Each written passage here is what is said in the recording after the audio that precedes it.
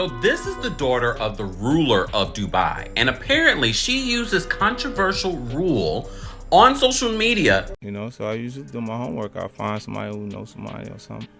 They could give me some information, like who is it? Like who is he? And you know, Frenchie, they got me the tape. They got me the tape of his mother's house, where his mom's work at. You know what I'm saying? The other cribs, the studios, stuff like that. That's the Cali tape. Right. Okay.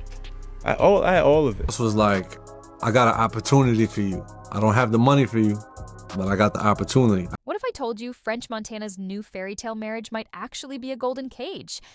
And guess who's the first one to call it out? 50 Cent. That's right. Fif is back at it, keeping French Montana's name in his sights, and this time, the drama stretches all the way to Dubai. 50 Cent never misses a chance to clown French Montana. But recently, his shade cut deeper than just rap jokes. He's now pointing out that French's so-called billion-dollar upgrade might be less about love and more about survival. On the surface, it looks glamorous. French Montana engaged to the daughter of Dubai's ruler, a princess tied to an estimated $18 billion fortune. To fans, it sounds like the ultimate glow-up, but 50's sharp words flip the story. Is it really a fairy tale or a trap? French's fiancé represents power, wealth, and global influence. With her comes not just love, but access to protection and unimaginable luxury. The internet says French secured himself a $7 billion safety net with this union, but people are whispering that he may not be walking into freedom. He might be walking into a world where outsiders are controlled, silenced, and treated as accessories rather than equals. Fans saw the headlines and thought, French leveled up. A rapper from Morocco, raised in the Bronx, now marrying into one of the richest families in the Middle East. On paper, it sounds like the ultimate success story. But leave it to 50 Cent to throw cold water on the fairy tale. According to him, French didn't find freedom in Dubai. He found a cage, a gilded one. Collar comes out, like we said, and now you have real deals on the table. And out of all those, you go with Diddy. That's not how it really went. Was it Diddy? Was it Bad Boy MMG? Yeah, I went to go see Ross. And Ross was like, I got an opportunity for you. I don't have the money for you, but I got the opportunity. I guess because the same thing Meek did, the same thing Wale did. I guess whatever, the way the situation, his label was, he wasn't trying to give me the money I wanted. And I wanted like a whole bunch of money. But he was like, look, let's do it like this. Let's call Puff. And let's get him to give you the bag. You can still be MMG / you know what I'm saying? Bad Boy, Coke Boys, yep. Right. How much money did you get? $2 million. Now, we all know 50 Cent lives for moments like this. He's not just a rapper. He's a master troll, a cultural commentator, and a businessman who calls things how he sees them. For years, he's kept French Montana in his crosshairs, calling him washed, clowning his sales, dragging him on social media. But this time, it feels different. This isn't just about music. 50 Cent is suggesting that French Montana has locked himself into a situation where he might not be in control at all. Fifth's shade basically says, congratulations, French. You thought you found a fairy tale. But what if you just traded your independence for luxury you can't escape from? It's that sting of irony that makes his words hit harder, because when 50 talks about power, money, and control, he knows exactly what he's saying.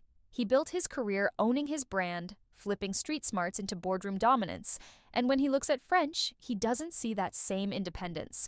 Let's break this down. Marrying into Dubai royalty comes with perks most of us can't even imagine. Palaces, drivers, luxury cars, private jets, and a fortune big enough to cover every risk. French Montana suddenly went from Coke Boys to a $7 billion safety net. The Instagram photos show him dressed cleaner, smiling brighter, looking like he's living the life of a king. Table, and I'm sure there were some other ones also. Yeah. I came to Steve Rifkin when I had Chopper Down. I walked in the office, it was him and Gabi. Yep. And Gabi was manager. I was like, yo, Steve, give me $200,000. Let me go make music. You know what I'm saying? Just let me. Steve was like, nah, I'll give it to you. Never got it. Never got it. I dropped. Which is funny because Gabi's the president of SRC. Steve is like the CEO, but so I don't know what type of but Steve makes the final call. Yeah. So I asked for $200,000. You know what I'm saying? And it's like. But here's the catch: when you step into that world, You're not the king. You're not even the prince. You're just a guest, and guests follow rules. People who know Dubai's inner circles say outsiders often become more like ornaments than equals. Flashy, fun, celebrated, but controlled. And that's where the whispers start. French may have gained protection and prestige, but at the cost of his freedom. So, why does 50 Cent's voice hit so hard in all this? Because he's not just hating, he's warning. Fifth knows how the game works. He knows that when you're surrounded by power that old, that untouchable, you don't get to make the rules. He's basically telling French, you think you escaped, but you might have walked into something you can't get out of. Every time French posts a photo with his princess wife, the internet splits in two. Some fans cheer him on. French won. From the Bronx to Dubai royalty, that's goals. Others clown him, saying things like, you traded freedom for a fancy leash. The comments are messy, the memes relentless, and of course, 50 Cent is right there, adding fuel to the fire. Because here's the thing, French Montana isn't just living in Dubai, he's being watched, studied, and judged by a global audience that knows how messy royal life can get. From divorces that shook the internet to scandals involving control and power plays, this isn't a fairy tale Disney would ever write. It's glitz, yes, but it's also shadows. French Montana's story raises a bigger question.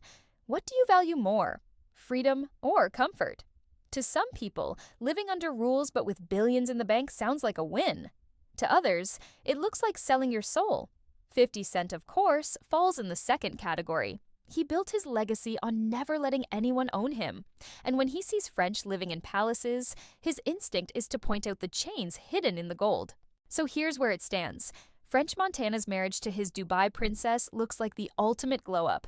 Billion-dollar headlines, global respect, luxury beyond measure. But 50 Cent won't let the world forget the other side, the side where French might not be in charge of his own destiny anymore.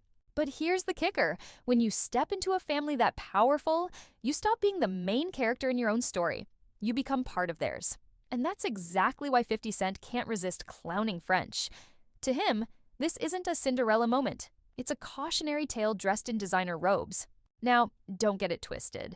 French Montana looks good right now. He's dressing sharper, smiling bigger, posting cleaner photos with his princess wife, and walking into spaces most rappers will never see. He looks like he's living the dream, and fans all over the world are saying, French won. He's royalty now.